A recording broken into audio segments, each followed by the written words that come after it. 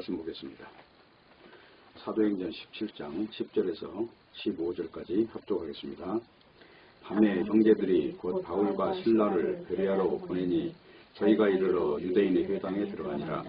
베레아 사람은 데살로니가에 있는 사람보다 더 신사적이어서 간절한 마음으로 말씀을 받고 이것이 그러한가 하여 날마다 성경을 송구하므로 그 중에 믿는 사람이 많고 또 헬라의 귀부인과 남자가 적지 아니하나 데살로니가에 있는 유대인들이 바울이 하나님 말씀을 베레아에서도 전하는 줄 알고 거기도 가서 무리를 움직여 소동케 하거늘 형제들이 곧 바울을 내어보내어 바다까지 가게 하되 실라와 디모데는 아직 거기 유하더라. 바울을 인도하는 사람들이 데리고 아덴까지 이르러 바울에게서 실라와 디모데를 자기에게로 속히 오게 하라는 명을 받고 떠나니라. 아멘. 기도하겠습니다. 하나님 아버지, 오늘 이 시간에도 말씀의 그 능력을 우리에게 주셔서 진리와 함께 기뻐하고 진리로 인하여 우리의 모든 운명을 거는 저희들이 되게 하여 주옵소서. 말씀이 역사하는 그 능력을 믿사오니 오늘 그러한 기적을 우리에게 베풀어 주시옵소서. 처음부터 끝까지 하나님의 영이 함께하여 주옵소서. 예수님의 이름으로 기도합니다. 아멘. 오늘 사도행전 제47강입니다. 제목은 베레아 사람의 특징입니다. 이 신앙이라고 하는 것은 그냥 맹종적으로 믿는 것이 아니라 오늘 내용과 같이 이것이 그러한가 하여 이와 같이 의문과 진단과 섬세함과 접근하는 태도와 이런 것들이 다 바르게 형성이 되어야만이 신앙이 형성된다고 하는 그 내용을 지금 엿보는 구절이 되겠습니다. 지금 이제 오늘 금방 본 대로 베레아 사람은 데살로니가에 있는 사람보다 신사적이었다 그럽니다. 근데 그 신사적이라 하는 그 말은 베레아 사람과 데살로니가 사람이 뭔가 지금 여기서 비교가 되고 있는 내용이죠. 그 내용을 보면 이렇게 되어 있습니다. 신사적인 사람들이 이제 성경에 접근하는 방법이 뭐냐면 간절한 마음이 있다는 거예요. 간절한 마음이. 간절한 마음으로 말씀을 받고, 그러니까 간절하다 그 말은 이게 필요 없는 것을 그냥 듣는 이러한 상황이 아니고 목이 마른 사람이 물을 찾듯이, 예를 들어서 정말 이 죽을 병이 걸린 사람이 어떤 살기 위해서 약을 찾듯이, 뭐 사슴이 시냇물을 찾듯이 그런 말을 이제 간절하다 이렇게 표현을 하죠. 간절한 마음으로 말씀을 받는 거예요. 근데 그냥 그것이 그냥 되는 것이 아니라 여기 보는 대로 이것이 그러한가 하여 과연 바울이 전하는 말씀이 맞는가 틀리는가 이거를 온 이성과 그리고 정보와 다른 사람의 의견과 그리고 이제 성경이 말하는 그 중요한 어떤 핵심적인 그 부분부터 시작해서 전체가 어떤 방향으로 흘러가는가에 대한 시선이 없이는 이런 말은 형성이 될 수 없다는 것입니다. 그러니까 이제 11절에 나오는 대로 베레아 사람은 데살로니가에 있는 사람보다 더 신사적이어서 이 말 한 구절을 가지고 이제 표현을 하자면 이 뒤에 있는 말이 받쳐준다는 거예요. 간절한 마음으로 말씀을 받는가, 그리고 이것이 그러한가 하여 이 의문과 그리고 진단의 어떤 태도와 그리고 굉장히 섬세한 어떤 마음 구조가 있어야만 이게 가능하겠죠. 이런 것을 과연 가지고 있느냐 하는 것입니다. 그러니까 우리가 이제 이러한 그 성경을 대하는 태도, 이게 이제 지난번에 데살로니가 전서에도 보니까 그 데살로니가 사람들이 이제 말씀을 받을 때 하나님의 말씀으로 받았다고 했지 않습니까? 이제 그러한 상태와 오늘날 사람들이 설교를 여기저기서 해야 되는데 그 설교를 그냥 다 통뭉뚱그려서 뭐 하나의 설교로 다 인정하느냐, 아니면 지금 이게 신비주의 설교냐 율법주의 설교냐 아니면 복음적인 것이냐, 이런 어떤 기준들이 있을 거 아니에요. 근데 그 많은 기준들이 있지만 신학자들마다 다 의견이 다르니까 중요한 것은 뭐냐면 성령에 끌려서 해석을 하는 사람은 이제 해석이 다르다는 거예요. 사람의 해석을 가지고 인간을 이롭게 하는 쪽으로 설교를 하는 것이 아니고, 성경에 보면 인간을 한마디로 비참한 존재요, 하나님과 원수된 존재요, 인간은 인간 육은 부정되어야 될 존재로 지금 성경은 표현을 하고 있는 거예요. 그러면 성경을 말할 때 인간이 부정되어야 할 존재인가 아니면 긍정되어야 될 존재인가 이 부분부터 이제 우리가 받아들여야 될 그 성경의 정보가 무엇인가에 대해서 벌써 갈라지는 거예요. 뭐 감리교 쪽은 알미니안주의라고 하죠. 장로교 쪽은 칼빈주의라고 하죠. 근데 칼빈주의냐 알미니안주의냐 이게 문제가 아니에요. 이 성경을 인간을 이롭게 하기 위해서 성경을 대하다 보면 그걸 인본주의라고 하는 거잖아요. 휴머니즘이라고 하죠. 근데 성경은 철저히 하나님 중심이에요. 에덴 동산이라고 하는 그곳이 하나님이 중심에 있는 세계예요. 그런데 인간이 하나님처럼 되려고 하다가 선악과를 먹고 그래서 하나님께 추방당한 현실이 지금 이 인간 세상이란 말입니다. 그렇기 때문에 우리가 성령을 받았다면 분명한 것은 성령은 하나라고 하는 것입니다. 이것 때문에 성령으로 깨달았다면 같은 말을 한다는 것입니다. 이 말은 같은 말을 한다는 것은 이 내용이 똑같다는 게 아니에요. 이 사람 설교와 이 사람 설교가 똑같다는 게 아니라 그 방향이 결론에 가면 합한다는 거예요. 이게 나눠지지 않고 결론이 합한다. 이것을 지금 같이 깨달았다고 하는 것입니다. 그러니까 뭐 복이라든지 영생이라든지 구원이라든지 이런 용어를 쓴다고 해서 성경에 접근된 게 아니고 성경에 접근이 되면은 성경에서 말하는 언어에 이제 중심 축을 놓는 거예요. 그러면 성경은 뭘 말합니까? 뭐 구원이라든가 영생이라든가 복이라든가 이런 거를 말하는 것 같지만 성경은 하나님 나라를 말하고 있어요. 인간 세상이 무너지고 하나님 나라가 이제 도래한다는 것입니다. 예수님이 오신다는 것은 재림하신다는 거 지금 그 말씀이에요. 하나님 나라가 임한다는 얘기는 인간이 지금까지 탐욕으로 거짓된 종교로 하나님을 바르게 믿지 않고 다 거짓된 율법주의로 믿어왔던 이 모든 것들을 폐하고 이제 하나님의 은혜의 나라를 세우겠다고 하는 것이 성경에서 말하는 주된 핵심이에요. 그렇기 때문에 복이라는 용어를 쓰는 것도 우리 육을 부정하는 것이 복이냐 아니면 육을 긍정하는 것이 복이냐 이 질문을 해야 되는 거예요. 부정하는 것 쪽에서 성령의 역사가 일어나는 거니까. 성령의 역사라는 건 그거잖아요. 사도행전 1장 8절에 보면 오직 성령이 임하시면 너희가 권능을 받고 예루살렘과 온 유대와 사마리아와 땅끝까지 이르러 내 증인이 되리라. 거기서 권능을 받는다 하는 것은 우리가 일반적으로 생각하는 무슨 뭐 큰 힘이 생겨서 그냥 막 마치 뭐 군사를 부리는 무슨 사령관처럼 이렇게 힘이 생긴다는 게 아니에요. 이 권능이라고 하는 거는 육체를 넘어서는 힘을 말하는 거예요. 사도 바울과 같이 지금 여기 데살로니가에서 복음을 전하다가 쫓겨서 지금 베레아로 오잖아요. 여기서도 회당에 들어가서 지금 설교를 똑같이 하는 거예요. 달라진 설교를 하는 게 아니에요. 데살로니가에서 한 설교나 지금 베레아에서 한 설교나 똑같아요. 내용이 예수 그리스도가 십자가에 죽었다가 부활을 했다. 그 성경 구약 성경을 가지고 이 내용을 증명하는 것이란 말이에요. 그런데 이 내용이 지금 똑같은 내용을 지금 전했는데 문제는 이 내용을 가지고 듣는 사람마다 다 다르다는 것입니다. 성령으로 하나가 된 사람은 똑같이 해석을 하고 바울과 한 편이 돼요. 그런데 이 설교를 잘못 들은 사람들은 다 이런 형태로 바뀐다는 것입니다. 데살로니가 후서를 한번 보세요. 데살로니가 후서 3장 한번 읽어볼까요? 14절.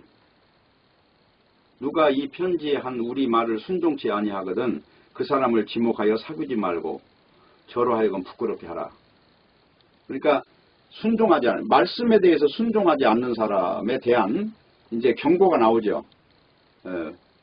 순종치 않는 사람은 그 사람을 지목하여 사귀지 말라는 것은 교제를 끊으라는 얘기를 지금 하고 있어요. 자, 3장 조금 앞으로 한번 가볼게요. 3장 6절 보세요.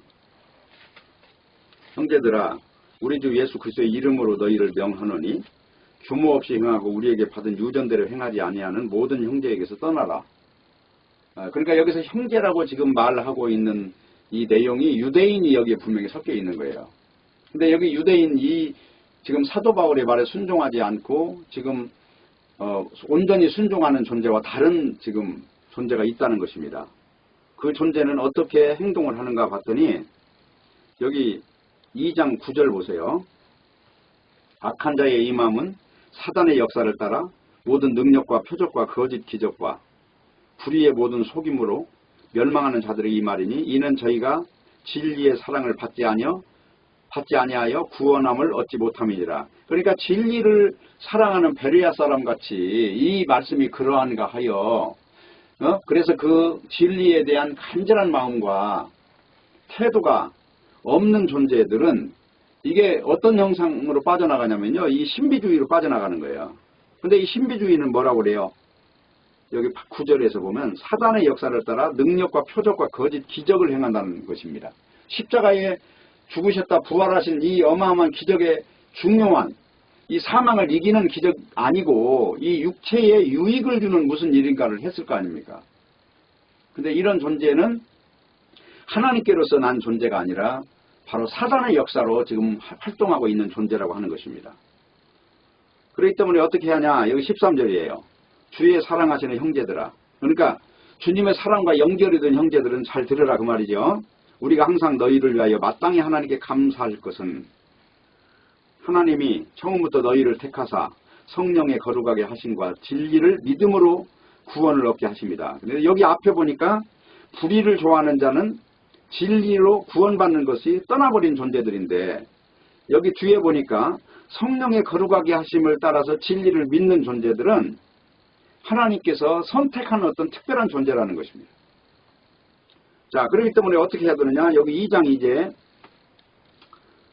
3절 볼게요. 누가 아무렇게 하여도 너희가 미혹하지 마라. 누가 아무렇게, 그러니까 무슨 사단의 역사를 따라서 별짓을 다 해도 미혹되지 말라는 거죠. 지금 여기 데살로니가 사람들이 미혹된 사람들이 많이 있었을 거 아닙니까? 데살로니가에 지난번 설교에 거기에 회당이 있었다고 그랬죠. 지금 베레아에도 회당이 있어요. 그러면 성경을 들고 뭔가 가르치는 존재들이 있었을 거 아니에요. 그 존재들이 바로 유대인이라는 거예요. 그런데 그들이 사람을 끄는 어떤 특징이 있는 사람들이 있었다는 거죠. 그 중에 어떤 일이 있었냐? 거짓 능력과 거짓 표적을 행했다는 거예요. 그럼 여기서 거짓 능력과 거짓 표적이라고 하는 거는 구원과 연결이 안 되는 어떤 그런 이제 그 기적을 행했다는 거예요. 하나님 나라와 상관이 없는, 그러니까 이 땅에 다른 종교도 행하는 그런 것을 행했겠죠. 그래 신앙이라 하는 것은 전부 다 이렇게 구별이 되는 거예요. 지금 사도가 글을 쓰는 내용은 누군가가 기적을 행하고 사람이 죽은 사람을 살린다 해도 그런 거 가지고 동심하지 말라. 지금 그 말을 하는 거예요. 근데 그들은 어떤 역사를 하느냐? 4절이에요. 2장 4절. 저는 대적하는 자인데 범사에 일거나 하나님이나 숭배함을 받는 자 위에 뛰어나 자존한다는 거예요. 아주 인간 중에서 특출한 인간으로 나서가지고 비참한 죄인이 이제 죄가 없는 인간처럼 행세를 한다거나 그런 존재로 사람들 앞에 나선다는 것입니다. 그리고 여기 1장을 가보세요. 8절. 하나님을 모르는 자들과 우리 주 예수의 복음을 복종치 않는 자들에게 형벌을 주시리니. 그러니까 여기서 중요한 건 하나님이 누구냐 하는 이것부터 알아야 되는 거예요. 마태복음 7장에 그러잖아요. 나더러 주여 주여 하는 자마다 다 천국에 갈 것이 아니라 하나님의 뜻대로 행하는 자야 들어가리라. 주여 주여 하는 자들 중에서 하나님의 뜻이 뭔지를 아는 자가 있어요. 그러면 하나님의 뜻이 뭐냐? 그건 창세기부터 나온다고 그랬죠.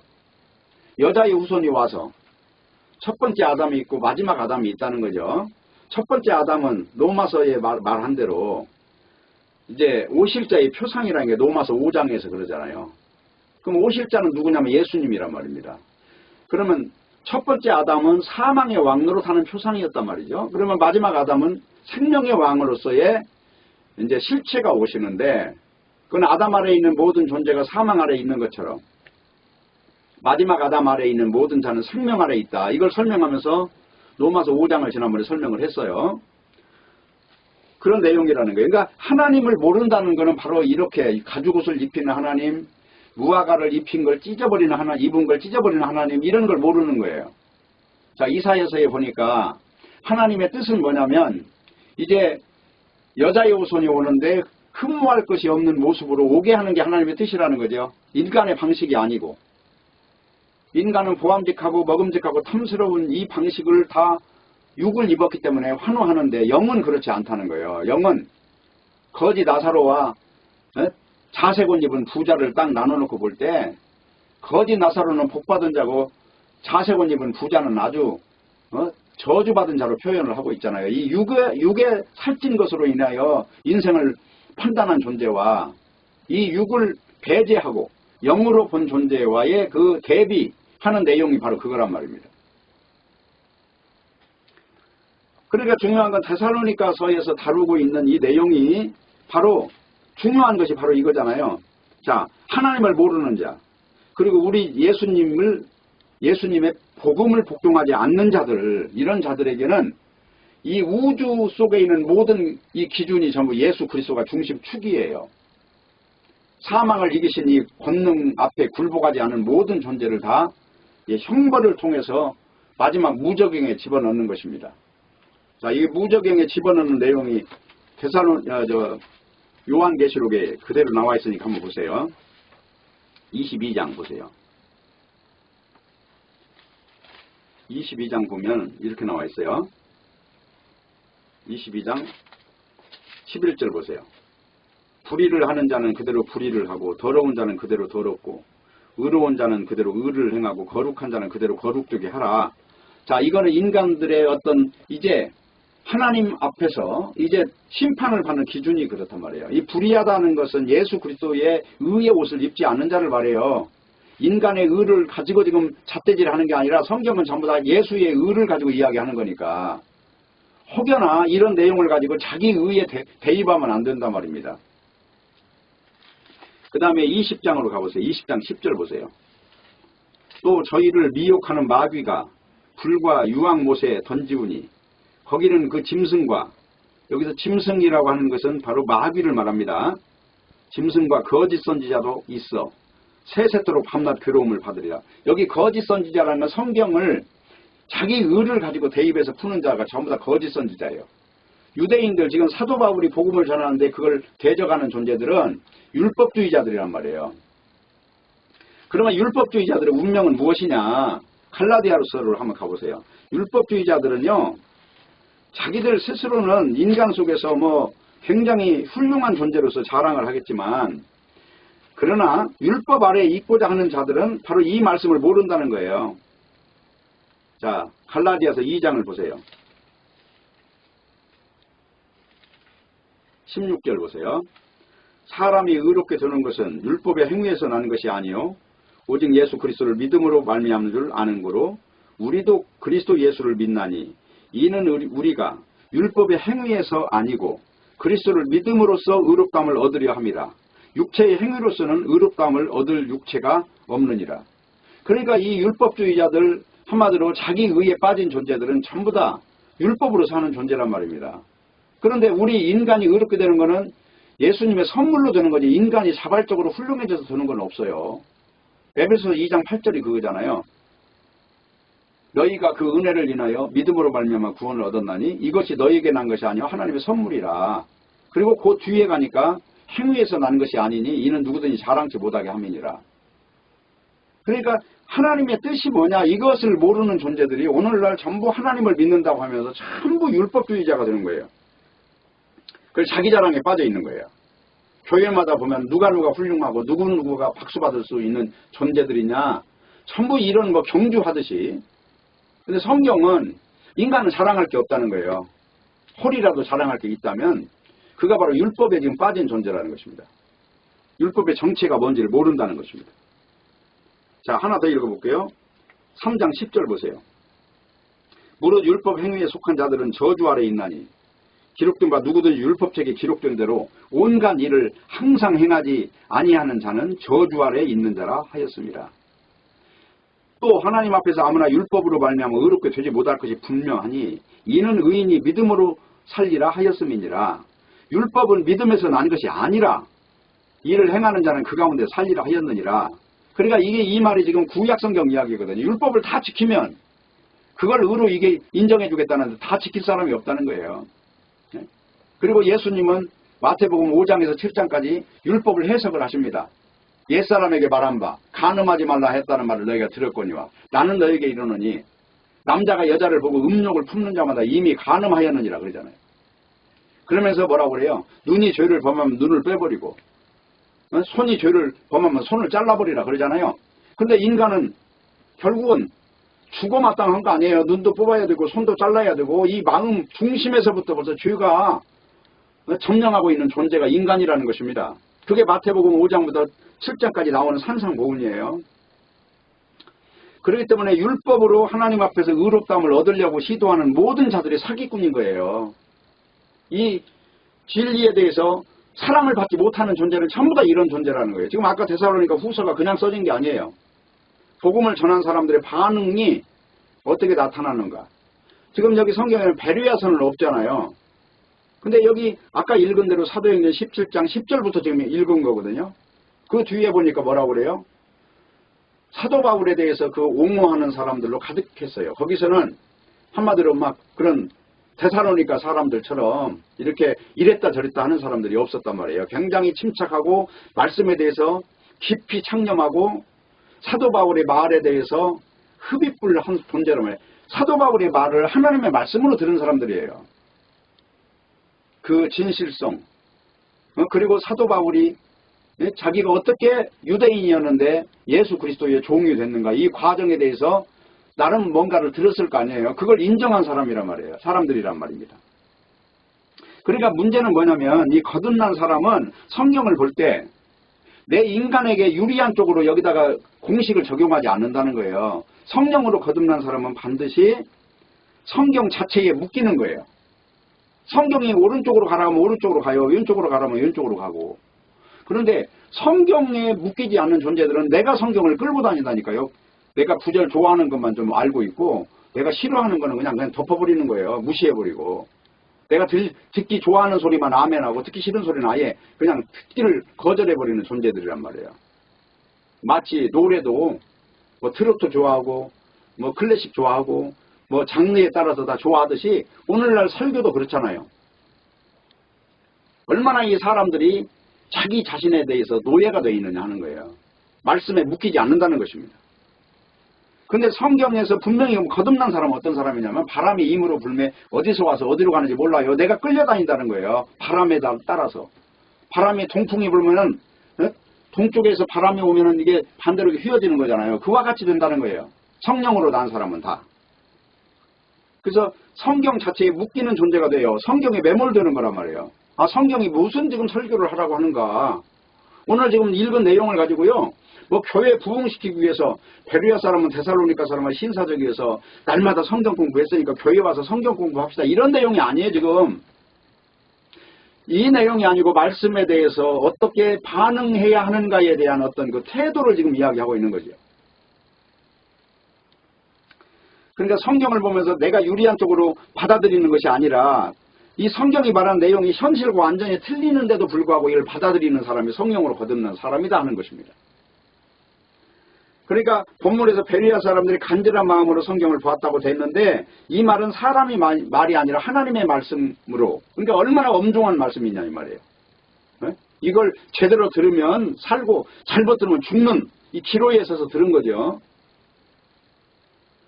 그렇기 때문에 사람의 말씀이 말이 아니라 하나님의 말씀으로 이걸 전환한다고 하는 것이 이게 성령의 개입이라고 하는 거예요. 아무리 사람의 문자로 됐다 해도 이거는 하나님의 말씀이란 말이에요. 그 중심 축이 창세기부터 가죽옷을 입히시는 하나님을 알아야 돼요. 무화과 나무 옷 입고 아 나 옷 입었네 하는 그거 버려야 돼요. 바로. 그러니까 가장 중요한 것이 그러면 하나님의 말씀으로 받는 사람은 어떤 사람이냐. 다시 한번 예를 들어볼게요. 에베소서 아까 2장 8절을 외웠죠. 너희가 그 은혜를 인하여 믿음으로 말미암아 구원을 얻었나니 이거 너희에게 난 게 아니고 하나님의 선물이라. 자 여기에서부터 출발을 해야 돼요. 근데 많은 사람들은 이 공짜로 주어지는 걸 싫어한단 말이에요. 인간은 선악과를 먹은 존재예요. 한마디로 내가 잘난 맛으로 사는 거예요. 하나님이 돼가지고. 그래서 구원을 내 노력으로 받으려고 한단 말이에요. 이 선물로 주어지는 이걸 거절한단 말입니다. 그러니까 여기서 충돌이 일어나는 거예요. 사람들한테요 그냥 공짜로 준다고 해봐요. 그걸 달갑게 여기질 않아요. 뭔가 거기에 내가 헌금이라도 바치고 뭐 구원을 받으려고 하지 그냥 하나님이 무료로 그냥 선물로 주는 거 이거를 하나님의 뜻으로 받아들이는 사람이 없다니까요. 결국은 인간이 뭔가 자기가 능력을 행해서 뭔가를 하겠다는 거예요. 근데 성경은 말씀이 지금 능력이 있다는 거잖아요. 말씀 스스로가 성취한다는 것이잖아요. 그러니까 이런 말씀을 알아듣는 사람이 있느냐? 있다는 거예요. 그 사람이 누구냐면 거듭난 사람이라는 것입니다.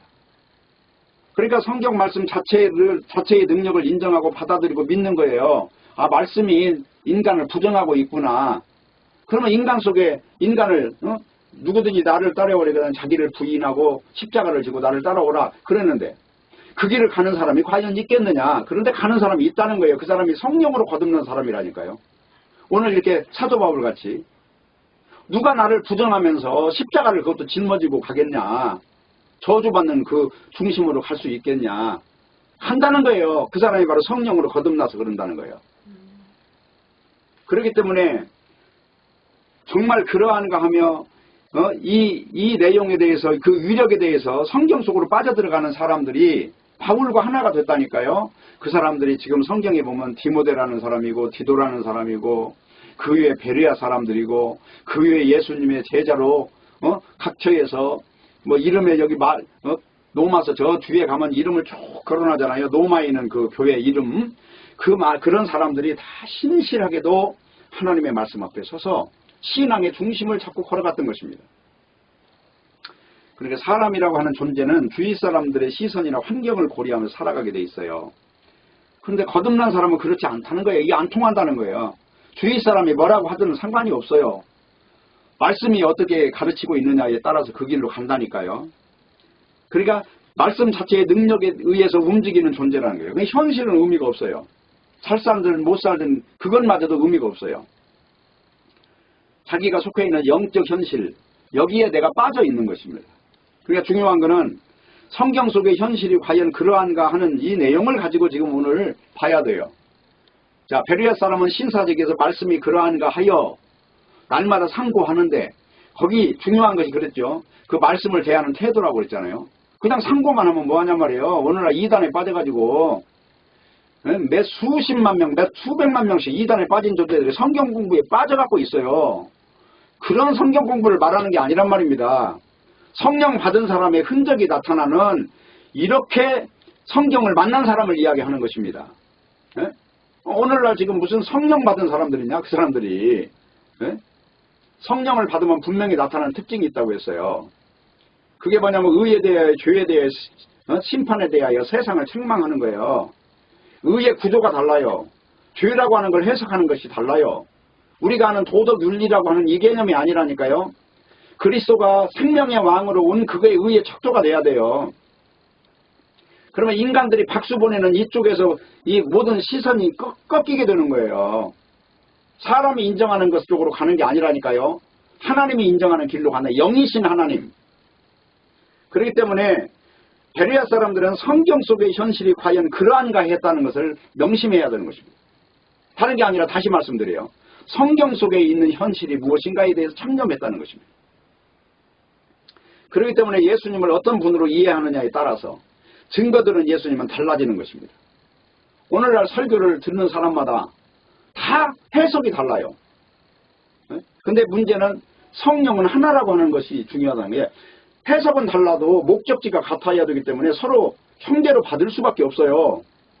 아, 내가 티켓을 가지고 지금 차를 탔으면 이 차가 서울을 가고 있어요. 어떤 사람은 말을 타고 가고 어떤 사람은 버스를 타고 가고 어떤 사람은 비행기를 타고 갈 수도 있어요.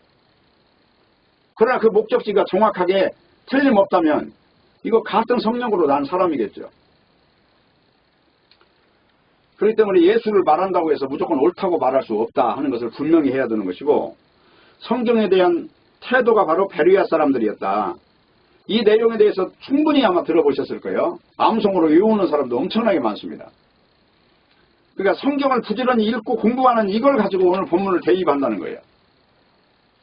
제가 지금 말하는 것은 바로 이것이 틀렸다는 것입니다. 성령으로 말하는 사람의 그 말씀에 대해서 연합되지 않는 이 구조를 가지고 신앙생활을 하고 있다는 거예요. 지금 우리 세계적으로 지금 기독교인이 뭐 30억이 넘는다고 그러는데 그들 중에서 과연 말씀이 그러한가요? 창념해서 과연 간절한 마음으로 성령 받은 사람과 하나가 된 사람들은 과연 몇 명이냐? 이 질문을 해야 돼요. 그리고 우리 대한민국을 보셔야 돼요. 그러면 여기 800만 명이니 700만 명이니 기독교인이 있다고 하는데, 개신교인들이, 천주교인들은 로마의 국교니까 거기 마리아를 숭배하고 있고 무슨 떡을 먹으면 이게 예수님의 몸이라고, 그건 화채설을 믿는 사람들이 어떻게 이 믿음이 바르냐, 이거는 인정할 수 없다는 것이고, 그러면 그것을 부정하고 나온 사람들이 지금 개신교란 말이에요. 그러면 개신교 사람들은 과연 이 말씀대로 창념해서 베레아 사람들처럼 간절한 마음으로 말씀에 대하여 그렇게 분별하는 태도를 가지고 말씀을 보고 있는가에 대하여 냉정한 질문을 해야 되는 것입니다. 그러니까 오늘 이제 쭉 읽어보면 그런 내용이 나와요. 데살로니가에서 쫓겨나서 이제 여기 베레아로 오게 된 거예요. 그러니까 11절에 지금 내용과 같이 베레아 사람과 데살로니가 사람을 구분해서 지금 말을 했단 말이에요. 그러면 이제 우리가 한 가지 여기서 추측할 수 있는 내용은, 바울이 설교를 하는데, 자, 데살로니가의 회당에 설교를 했고 지금은 베레아의 회당에 설교를 하잖아요. 그런데 지금 베레아 사람과 데살로니가 사람을 비교를 하는 이유가 뭘까요? 지금 뭐를 지금 비교하고 있어요? 회당에서 말씀을 대하는 태도를 지금 비교하고 있지 않습니까? 그런데 베레아 사람들은 말씀을 간절한 심정으로 받았다고 그랬어요. 그래 놓고 이제 여기서 나누고 있습니다. 날마다 상고함으로 그 중에 많은 사람들이 이제 구원에 도달했다는 거예요. 구원에 도달했다는 것은 딴 말이 아니고 세상에서부터 탈출해 나왔다는 거예요. 예를 들면 애굽에 있던 사람들이 이제 출애굽을 한 거예요. 그걸 구원이라고 그래요. 구원이라는 게 죽어서 어디 가는 게 아니에요. 만약에 애굽에서 나온 사람이 다 구원받았다면 가나안 땅에 들어간 사람은 2명밖에 없어요. 갈렙과 여호수밖에 없어요. 여호수아밖에. 그럼 나머지는 다 구원 못 받은 겁니까? 천국 간다는 것을 지금 말한다면 그게 구원이라고 하는 것은 애굽에서 나와야 되는 거예요. 그래서 영적인 사람이 되는 거예요. 그래서 애굽에서 나온 사람들이 다 죽었단 말이에요. 광야에서. 가나안 땅에 들어간 사람은 2명밖에 없다. 그 사람이 여호수아와 갈렙이다. 그러면 거기서 말하는 상징은 뭐냐? 애굽이라고 하는 세상에서 나와서 홍해에서 죽어야 되는 거예요. 홍해에서 죽어가지고 애굽 사람은 다 죽고 거기서 하나님의 선택을 받은 이 이스라엘 존재들만 살아남은 거예요. 하나님이 그렇게 하신 거예요. 그걸 선택이라고 한단 말입니다. 그 용어를. 그게 고린도전서에서 나오고 있잖아요. 너희들이 지금 광야에 있으니 진리에 대해서 혼돈하지 말고 신령한 존재가 되라는 것을 강조하는 게 고린도전서예요. 고린도전서의 3장 정도 한번 읽어볼게요. 자, 여기 보세요. 3장 1절 볼게요. 형제들아, 내가 신령한 자들을 대형같이 너에게 말할 수 없어서 육신에 속한 자, 곧 그리스도 안에서 어린아이들 대형같이 하노라. 내가 너희를 저지로 먹이고 밥으로 아니하였노니 이는 너희가 감당치 못하였음이거니와 지금도 못하리라. 자, 지금 여기 잠깐 이 앞을 한번 볼게요. 2장 10절 정도 보세요. 9절 보세요. 9절. 기록된 바 하나님이 자기를 사랑하는 자들을 위하여 예비하신 모든 것은 눈으로 보지 못하고 귀로도 듣지 못하고 사람의 마음으로도 생각지 못하였다 한과 같으니라. 오직 하나님이 성령으로 이것을 우리에게 보이셨으니 성령은 모든 것 곧 하나님의 깊은 것이라도 통달하시느니라.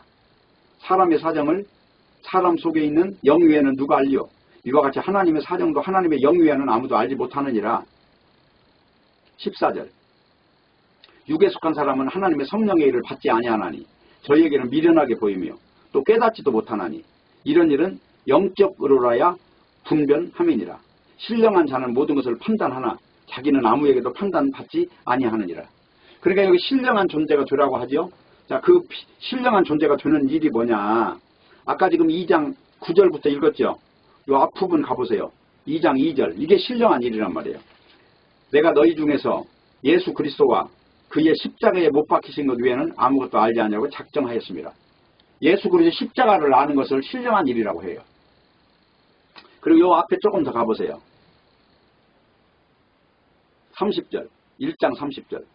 너희는 하나님께로부터 나서 그리스도 예수 안에 있고 예수는 하나님께로 나와서 우리에게 지혜와 의로움과 거룩함과 구속함이 되셨느니라. 그러니까 예수님을 아는 것이고 예수님의 십자가가 뭔지를 아는 것이 신앙의 골격이란 말이에요. 이걸 아는 게 신령한 존재가 되는 거예요. 이걸 믿고 사는 것을 능력을 받았다고 하는 것입니다. 조금 더 앞에 가볼까요? 1장 22절. 유대인은 표적을 구하고 헬라인은 지혜를 찾으나 우리는 십자가에 못 박힌 그리스도를 전하니 유대인에게는 거리끼는 것이요 이방인에게는 미련한 것이로되 오직 부르심을 입은 자들에게는, 여기서 부르심을 입은 자들에게는 성령을 받은 자들에게는 뭐라고 나와요? 그리스도는 자들에게 유대인이나 헬라인이나 그리스도는 하나님의 능력이 하나님의 지혜니라.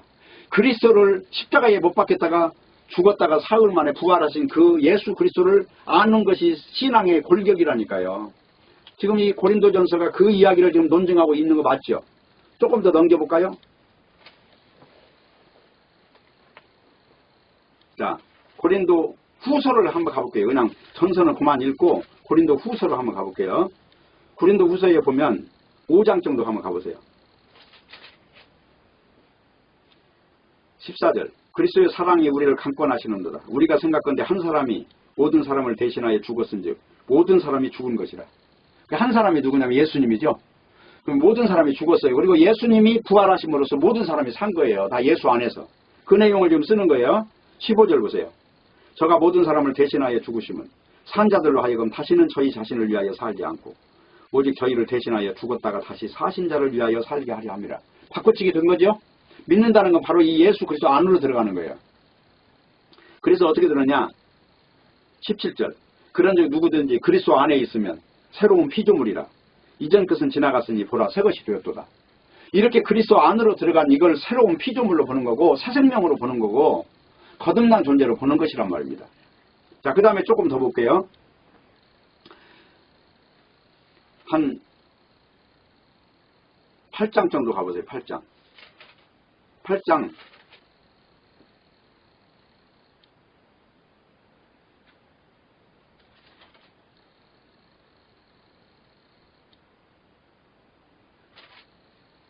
8장 2절 보세요.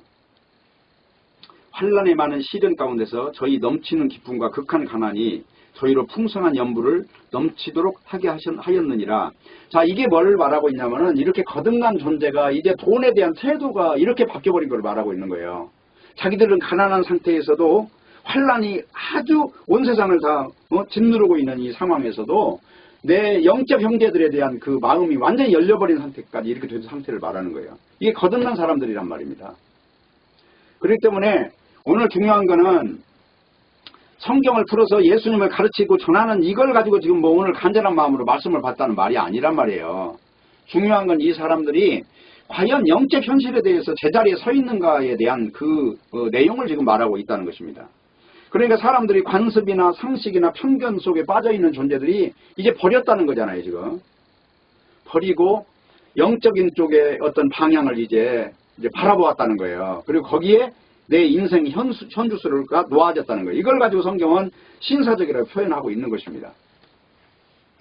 그래서 신자에게서 무서운 건 편견이고 관습이에요. 이것을 과연 버릴 수 있는 존재가 됐느냐, 이걸 가지고 있느냐 버렸느냐 하는 걸로 지금 오늘 사도행전 17장 10절부터를 적용해야 한다는 것입니다.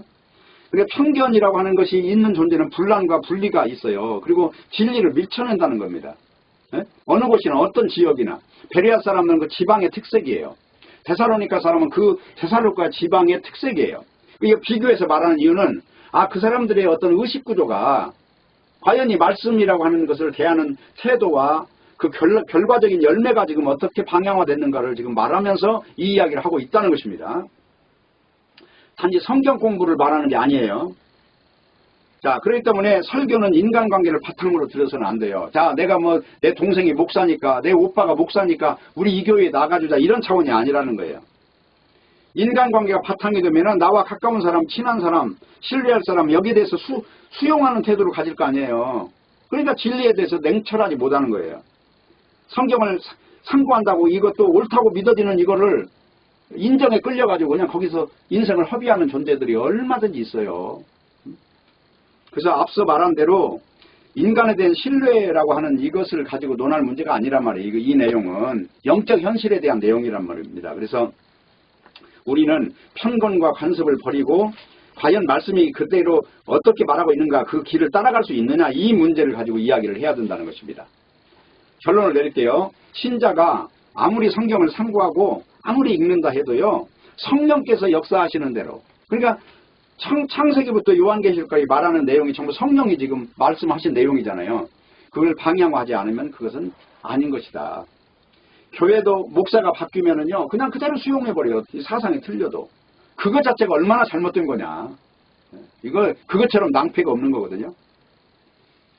그래서 베레아 사람이 간절한 마음으로 말씀을 받았다는 것은 딴 게 아니고 말씀에 대한 분별력을 말하는 것이고, 그리고 영적 현실이 전부가 된 사람들에 대한 어떤 평가를 말하는 거예요. 그래서 여러분에게 있어야 될 것이 바로 이것입니다. 말씀이 과연 그러한가 하여 성경을 살피고 상고하면서 어떤 내용이 영적인 것이고 어떤 내용이 복음적인 것이고 어떤 내용이 성령의 이끌림을 받고 있는 것인가. 죽은 사람을 살린다고 해도 믿지 말라고 하잖아요. 아까 데살로니가 후서에서. 복음이라고 하는 것은 십자가가 전부예요. 아까 고린도전서 1장, 2장, 3장을 쭉 봤죠. 신령한 존재는 십자가가 전부가 된 존재를 말하고 있는 것입니다. 그래서 오늘 봤던 이런 말씀은 딴 게 아니고 과연 말씀대로 어떤 진리를 분별하는 사람이 누가 있느냐. 성경에 바로 여기 에디오피아 네시 같은 사람들이 바로 그런 사람이에요. 이게 사도행전 한 8장 정도 보셔요. 한번 여기 읽어볼게요. 그리고 끝낼게요.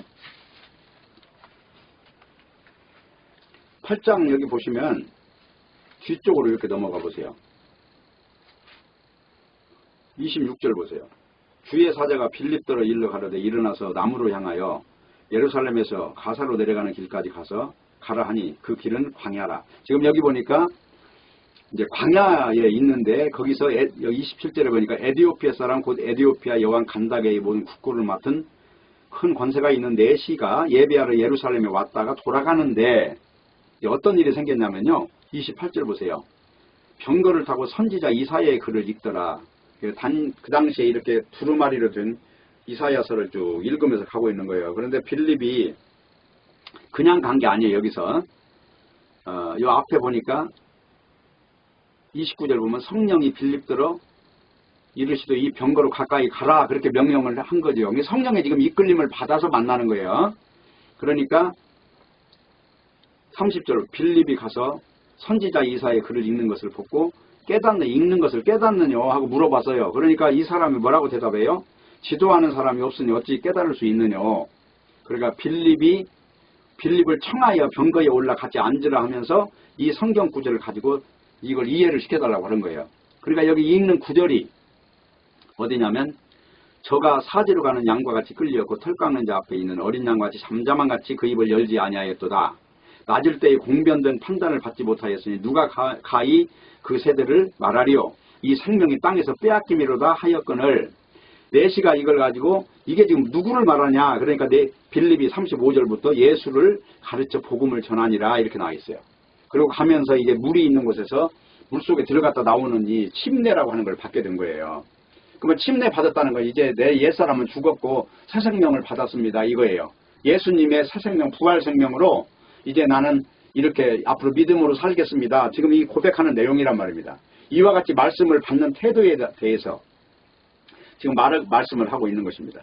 모쪼록 여러분 속에 간절한 마음으로 말씀을 받고 하나님의 말씀으로 받는 그런 역사가 있기를 진심으로 바라고 진리를 분별하는 귀가 열리고 눈이 열리고 그래서 영적인 세계의 현실을 바로 직시할 수 있기를 진심으로 바라겠습니다. 기도하겠습니다. 하나님 아버지 감사합니다. 오늘도 말씀을 주셨사오니 말씀과 같이 과연 말씀이 그러한가 하여 깊이 창념하고 말씀에 대해서 분별하는 역사가 있도록 인도하여 주시옵소서. 예수님의 이름으로 기도합니다. 아멘.